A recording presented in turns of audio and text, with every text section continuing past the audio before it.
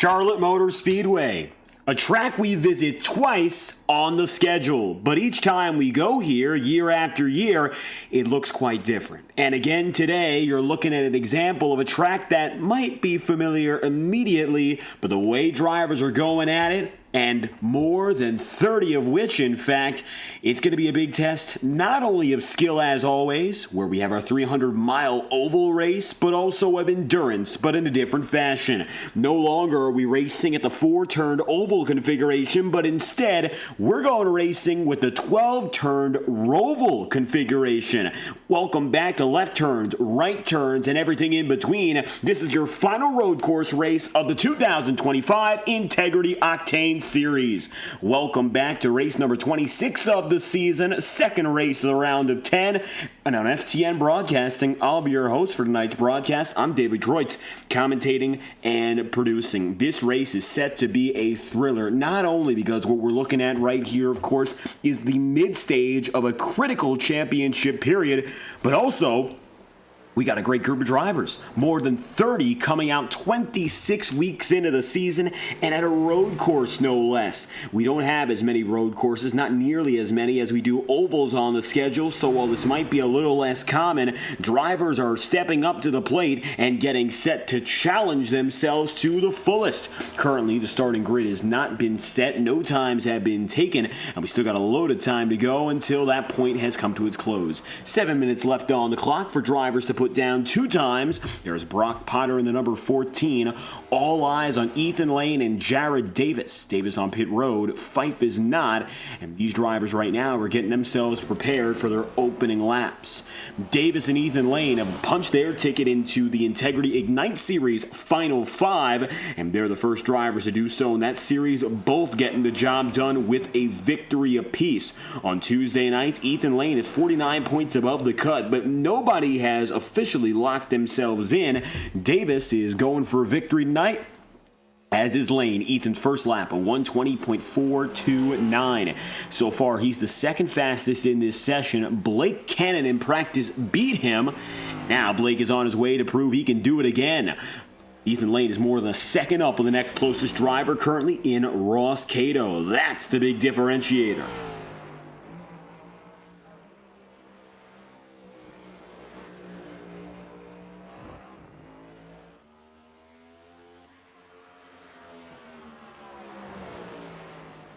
Blake right now entering that roval section and very quickly going to get on his way. The majority of this field, of course, going to be dealing with the oval for the majority of the time. Most of this oval track is still in use. You've got that brief clip from the end of the tri-oval to turns 1 and 2, but otherwise you're doing the entire oval track and just adding more to it. So you've got that 1.5-mile period, and then you've got to cut in. So it's not really one or the other, but it's a mix of both. Lane's time is still standing, 1.2 seconds up above Nick Tarbuck. Tarbuck going for his second as he's more than a second back.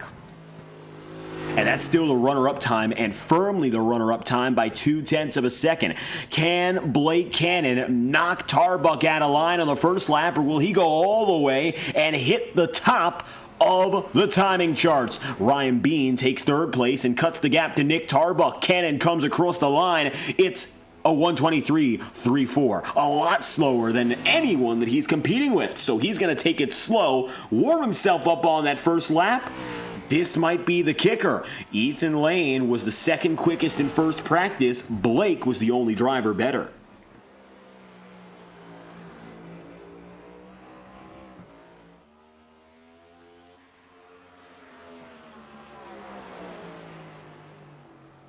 Currently, Cannon finding himself in that spot where he did not have a good first lap, which is interesting because a lot of these guys have gotten their better times at a lap 1. Tarbuck no longer on the track. We tried to check on him there. He's a goner. Top 10 is separate by now 2 seconds.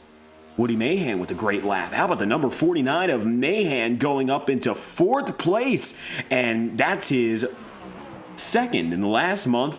Top 10 qualifying effort. Woody Mahan gets it up to the head of the field with that one. 1.3 seconds off, but notably only about a 10th off of second place Tom Wetmore. So Mahan impresses on that second lap. How about that for the number 49 team? Tom Wetmore goes second after he finished there last night.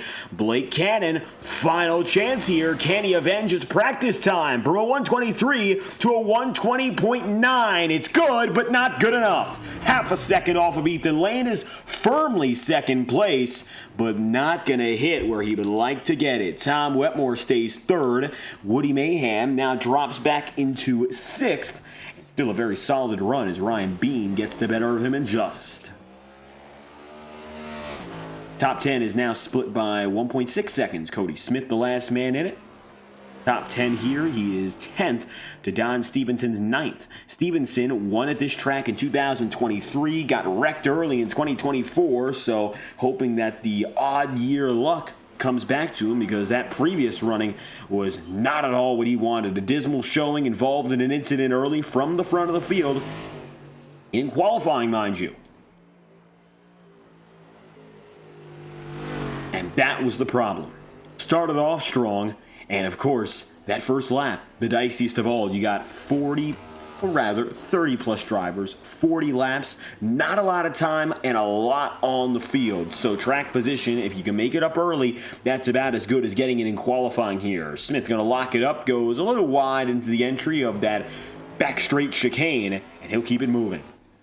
Ethan Lane on pit road, as is Alex Kim. Jared Davis still taking some times here. Davis now sits 10th. He just knocked Cody Smith out, and it's going to be now 121.99. The cut to make it inside of the top 10. Jared Davis going for one more, though, and he's got just enough time to finish it.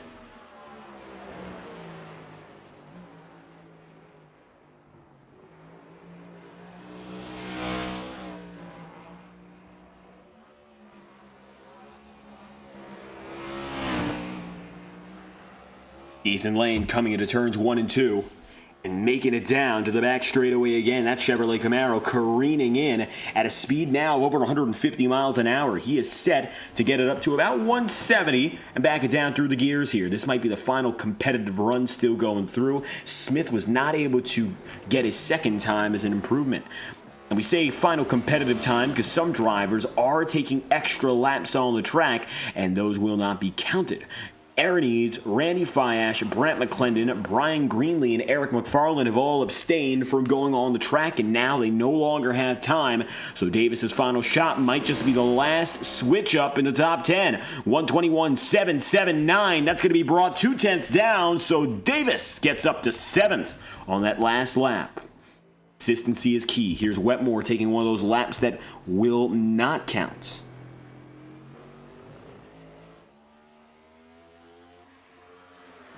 A little bit of right side damage for Tom. Luckily, that won't carry over in the main race. Preparations continue for the entire field. Looking at those drivers who don't have qualifying times. And none of them are on the track. That's going to leave Wetmore alone. Interestingly, that's one of the teammates for the Roadhouse Racing crew who is not with a time yet. Eric McFarland, the number 33. He is set to start tonight in 32nd if that remains the case. And Lane is going to be your pole sitter above two of the Roadhouse Racing crew. Blake Hannon and Tom Wetmore.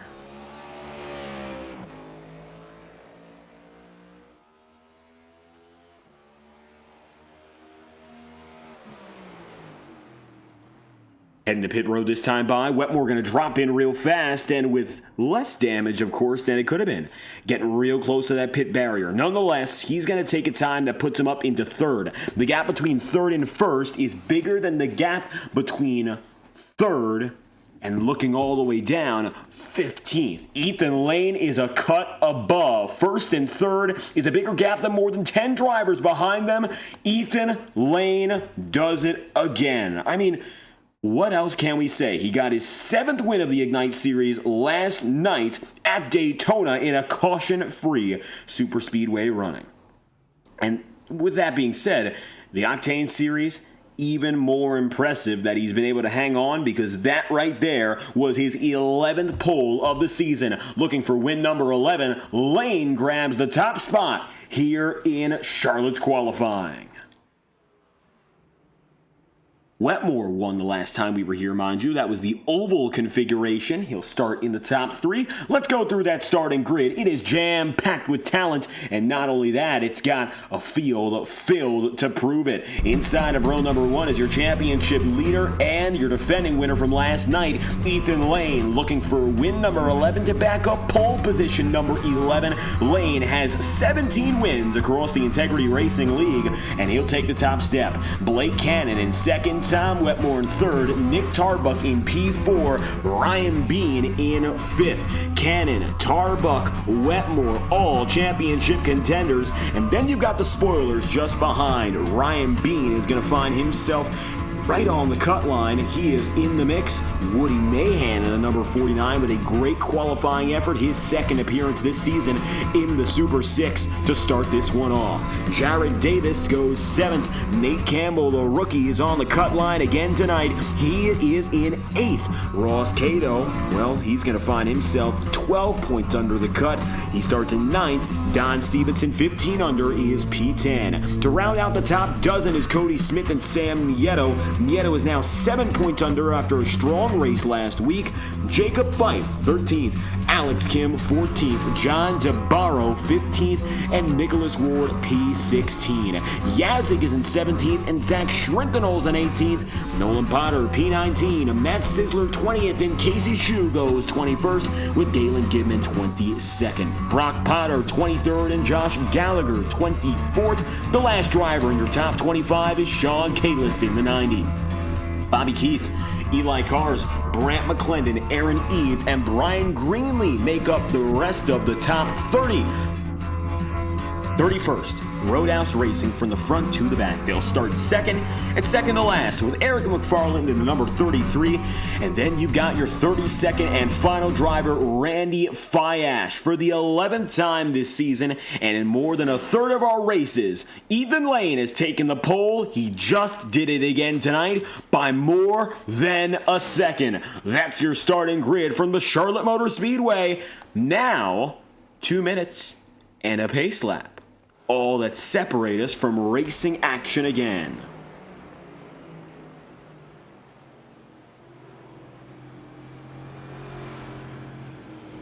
Take a look on board with Tom Wetmore inside the cockpit and you'll get a feel for exactly how he's maneuvering through the circuit. He's coming up to a tricky part here that might look easy, but you got to bring it up to speed, almost drive it like an oval, and then watch what happens as he heads into that back straight chicane.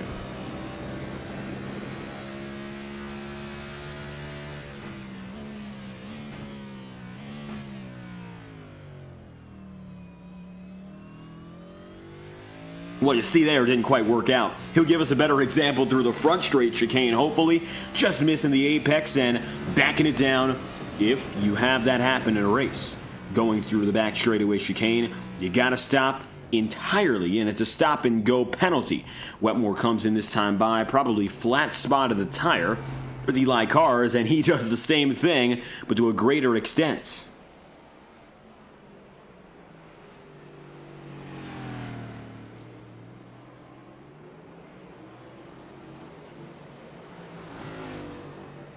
.47 seconds on the clock here.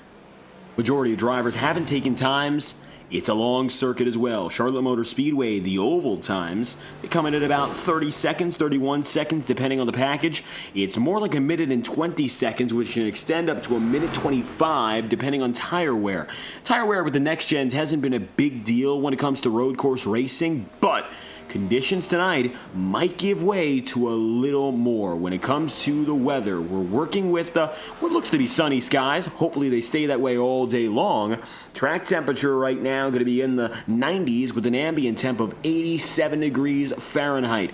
Right now, it's dry as it gets, little humidity, and for the time being anyway, it looks like that's how it will stay. Sunny skies, bright and warm. Nick Tarbuck heading down to the inside of pit road, and he's got it made here. He among the many. He qualifies in the top 5. He's taking his final practice laps. Now there's no turning back. 54 laps ahead of us, an extension from the intended 45, and it looks like these drivers will be given a little bit of an extra challenge tonight, going the distance from the Roval.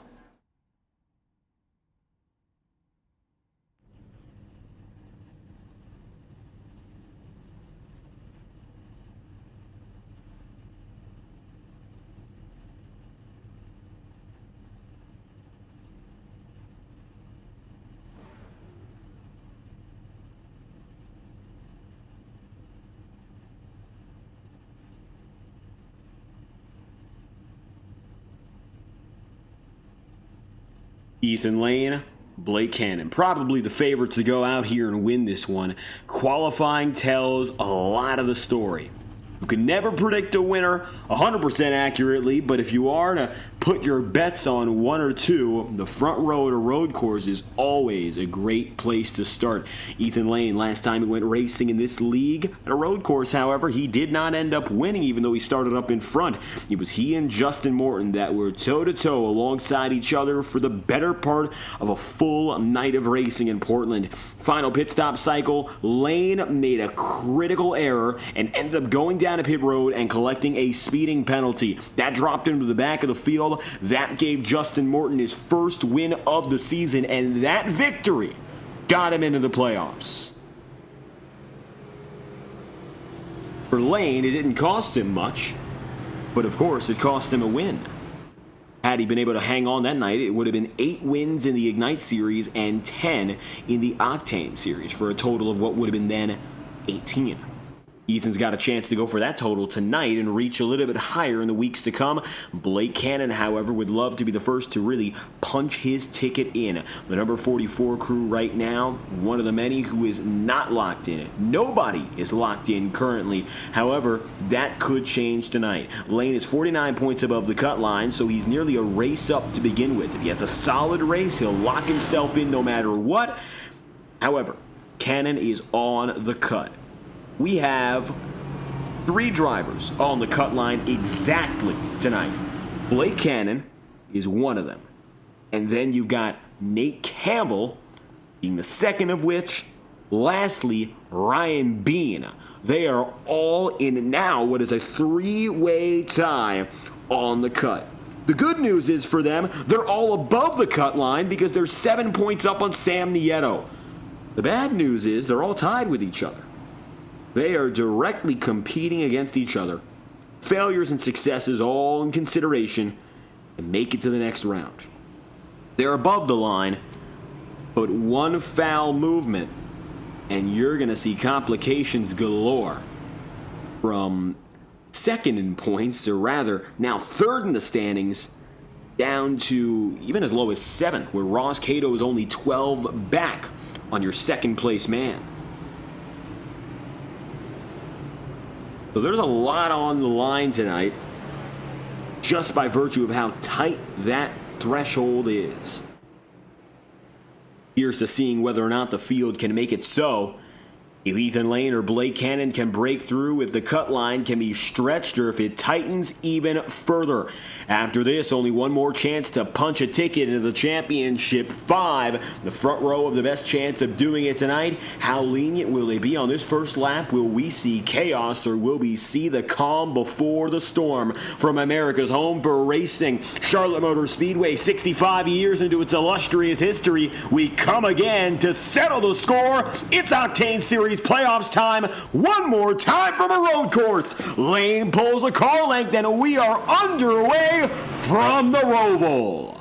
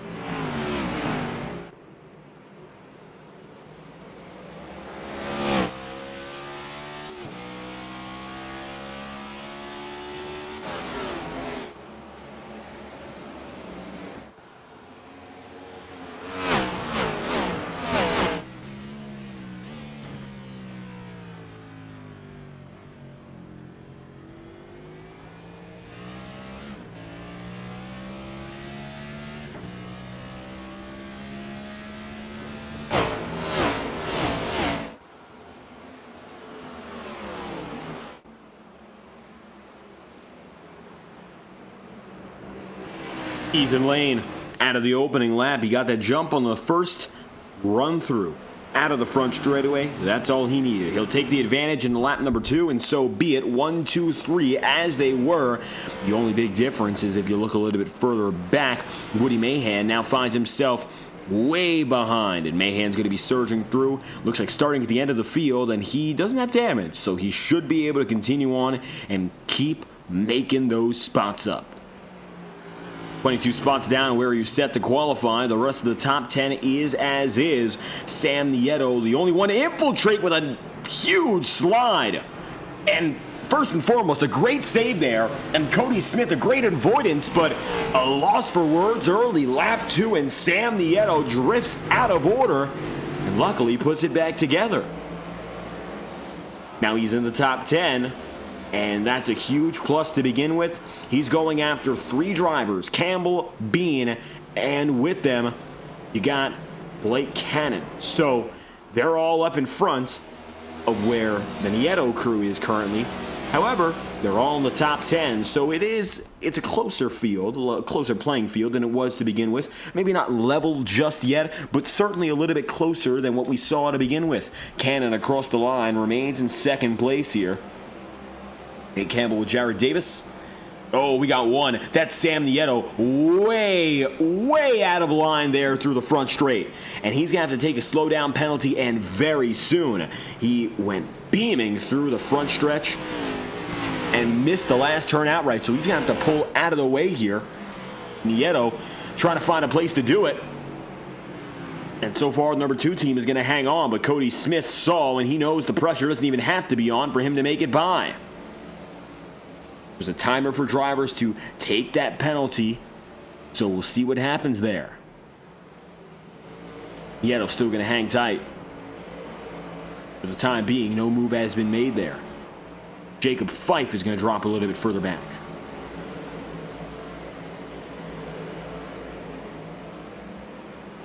Brian Yazik in the number 55, 2 spots up on the day so far, qualified 17th. He's just ahead of John Zabaro, Zach Schrentenal 1 position down, and Brock Potter now 5 up. So the mid-pack is a little bit of a shuffle right now. Majority of these guys, they are where they started or thereabouts. Oh, trouble, that's Casey Shue. And that's the number 5 team for JTM Motorsport. And Shue completely misses the back straight chicane. That'll cost him several spots off the jump.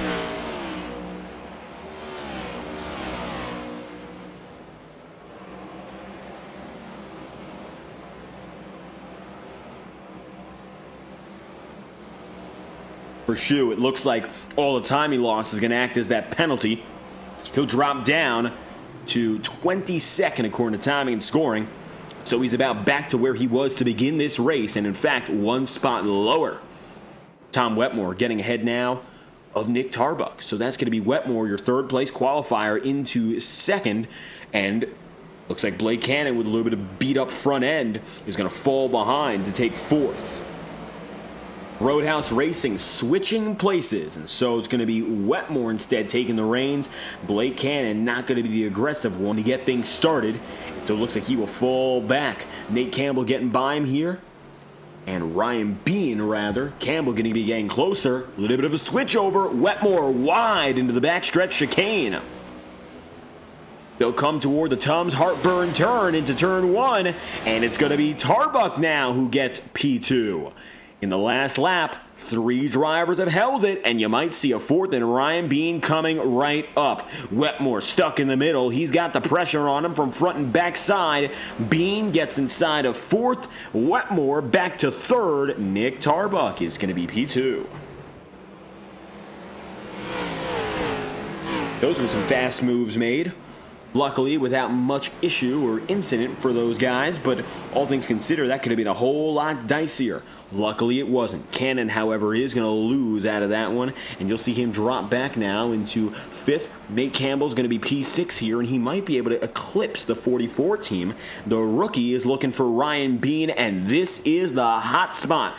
Bean, Cannon, and Campbell come into this race all tied in points, and they're coming together now. Ooh, Ryan Bean.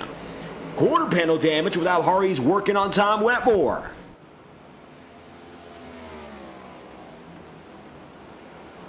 Now he is at his limit, Ryan Bean.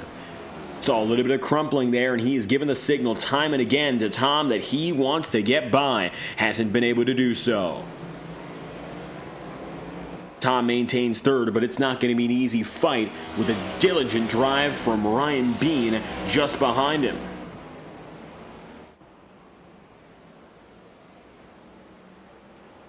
Nate Campbell, 8th to 6th here. 2 spots up on the day, still looking for that third, and it looks like he's officially going to get by now. So Nate gets that 5th place. Blake Cannon drops to 6th. He's got a little bit of damage, and it looks like aerodynamically speaking, that is not going to help him. In fact, there's going to be a firm disparity. Equipment-wise, the front end, while it doesn't matter too much through the road course section, he's not able to pick up the speed and put the full power down through the racing of the oval portion. I mean, if you take a listen on board, you might catch a clue as to what's going on. Let's see if there's any indication as Cannon now heads into oval 1 and 2.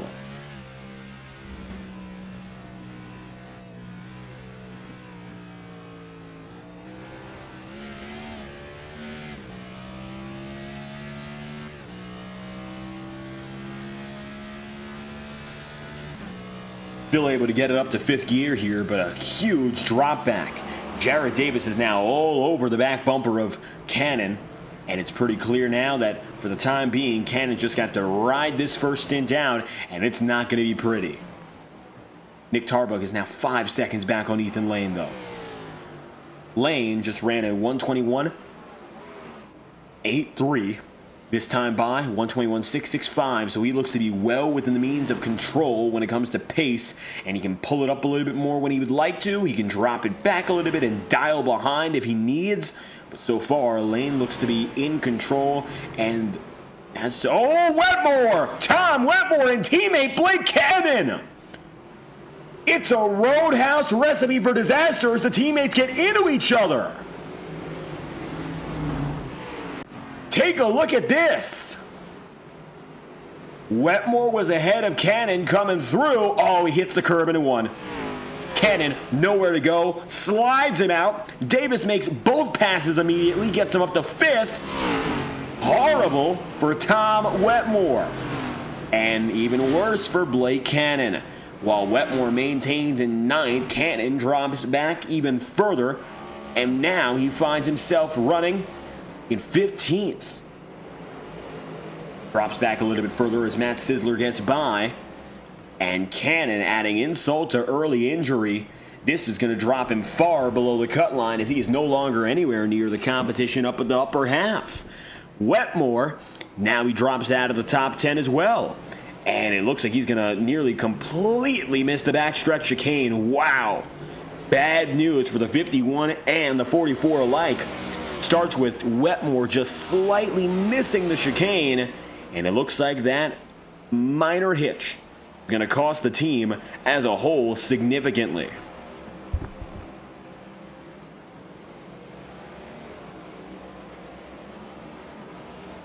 Two weeks ago, they had a race that was what dreams were made of.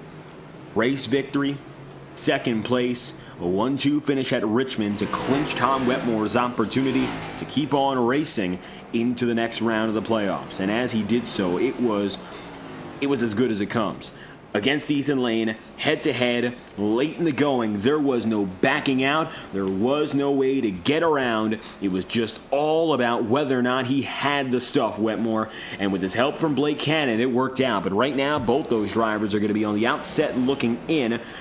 For Tom Wetmore, anyway, you talk about his situation, and he's going to be trying to fight to get to where his teammate in Cannon is. Tom is now 21 points under the cut line, and so it looks like he's in the worse place than Cannon. However, on the track, he is running in 14th. Blake has fallen back now to 23rd. He's on pit road getting damage repaired, and that might be the only hope he has as Ethan Lane goes by. 1 lap down goes Cannon.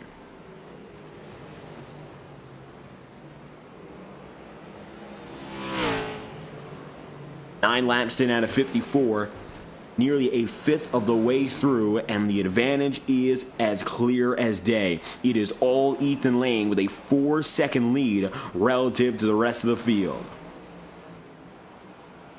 Question becomes, of course, what can Ethan Lane do with this advantage?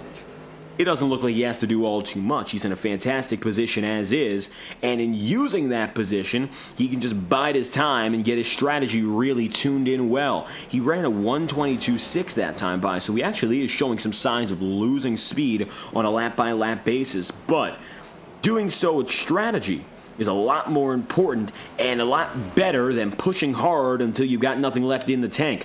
Distance is key. We've got ourselves a 54-lap race. 54 laps can be split halfway, 27, and so when you start thinking about the numbers and folding it up time and time again, that's when it becomes how much can you use all the time. And for Ethan Lane, I think he's going to about 85%. And the extra difference between those 2 or 3 seconds, that's really the 15 or 20% we're not seeing right here. He looks to be comfortable. He's not out of control. He's got it made. All the while, the top 10 is more the same. Sam Nieto up to 6th from 12th place. He is up 6 places. A great run so far for the number 2 of Nieto. Sam continues to impress. And he's not alone in that category. Jacob Fife is now up 4 places, as is Alex Kim. These two started 13th and 14th, and now they occupy 9th and 10th places, so they've been with each other since the jump. 4 places gained apiece, and they have stayed locked tight. Also with them is John DeBarro and Nicholas Ward, 15th and 16th, going 11th to 12th. So this is a group now of 4 drivers who have all made up 4 places, and they've done it together. Still led by Jacob Fife. Still, the last man in this barrage is Nicholas Ward, and in their consistency, they have found a common strength. That's right, 10 laps in at a 54, and you are looking at a, not necessarily a super team, but a great group to go around. And they're going to be hard to beat, because right now, 18th up to 13th, and Zach Schrintenal is about 1.5 seconds back on even contemplating getting involved in this discussion. Tom Wetmore 14th, and he might just lose one to Matt Sizzler here. Matt going for P14 in his own, and he will get there. That is Sizzler. He'll take another spot.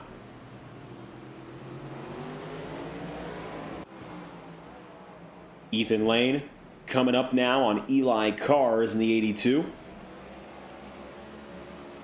Eli here, drop 1 lap down. So we got ourselves 21 that are left on the lead lap, the last of which is Josh Gallagher in the 96. Josh, then Sean Kalist, then Bobby Keith. Bobby now finding himself 26th up to 19, so even though he might be on the chopping block eventually to stay on the lead lap, he's had himself a good race already, gaining 7 places, making it to the top 20, and if there is to be any more of the troubles, and we've seen to this point already, attrition, playing fold, Bobby Keith might be able to make it up even higher on the lineup, as we've seen guys like Tom Wetmore drop further. I mean, Wetmore now has himself 12 spots down.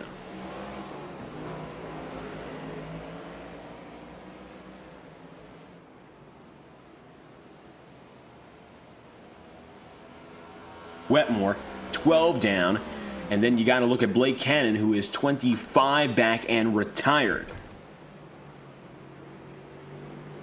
So overall, a horrible night for this crew, and they're looking to continue improving next week. The last chance they've got, really, the do-or-die race. And with Cannon falling out late in the going, it looks like, in all honesty, it's going to be a win-or-go-home situation next week. We're going racing again to a more conventional track. I mean, it's not a road course, so it's a lot more familiar. Next week is Kansas, 1.5 miles. It's the bread and butter of this series. And I think in that sense, you're going to see Cannon.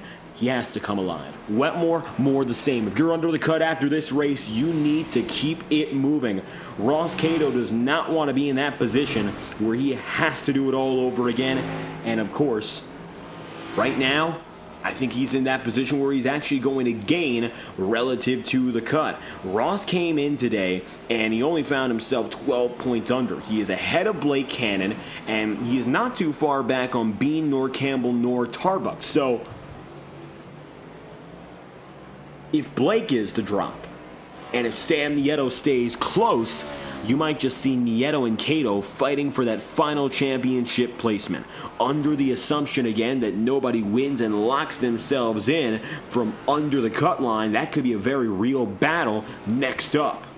Nieto in 6th place is the final driver to make it into the round of 10. He was seeded 11th. Brad Patton, however, voluntarily opting out of the playoffs, and he's going to unfortunately miss the rest of the season. And with that, Sam Nieto is taken over and continued his championship run, and so far he's been coming from the bottom up. He didn't have any bonus points to bring himself in, and so he's had to make his own strong runs from the beginning of this round last week to this point now. 6th place and catching up to Jared Davis. It would do wonders for Nieto to keep this energy alive and well. 13th to 9th, Jacob Fife.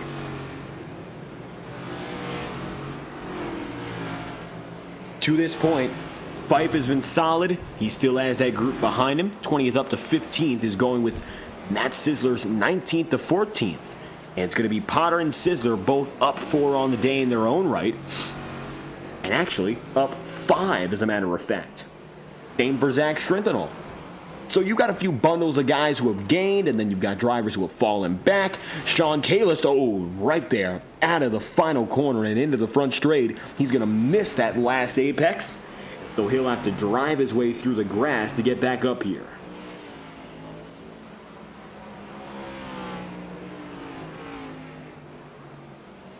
Kalis is now more than 1 minute and 15 seconds down, and Josh Gallagher might just be in that same spot soon. Lane is coming up and quickly on Gallagher to make it only 19 on the lead lap.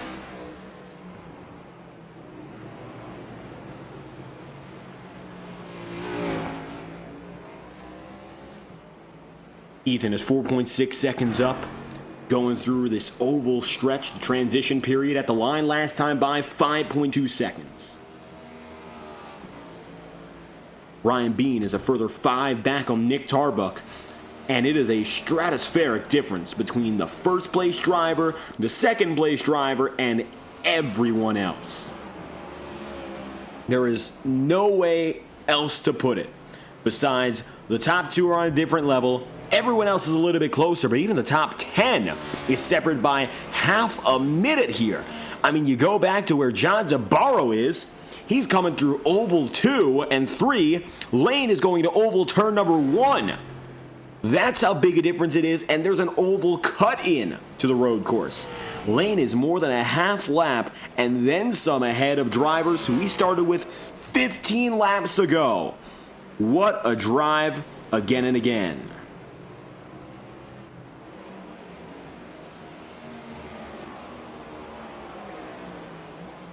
Lane in full control here. Zach Strintenal coming up a little bit closer now to the rookie and Alex Kim. Alex drops back to 12th after qualifying 14th.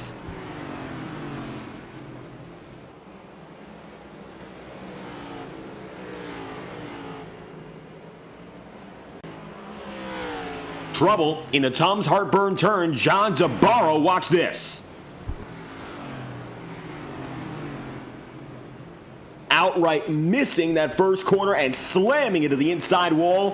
From 10th place, Zabarro drops back.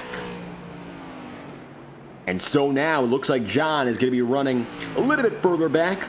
He's going to be scored currently in 13th, so he drops 3 places based on that blunder. Unfortunately, an unforced error, and he's going to fall behind the top 10 cutoff. That brings Nicholas Ward up to 10th. Alex Kim is going to be brought back to 11th. And Strintenal takes 12th.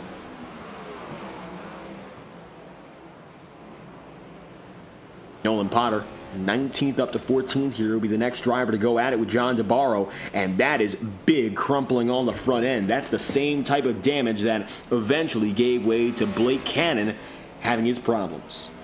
So Blake Cannon's retirement was spurred on by the first hit that he got. And minor contact can go a long way, and unfortunately, that is not a good thing in this context.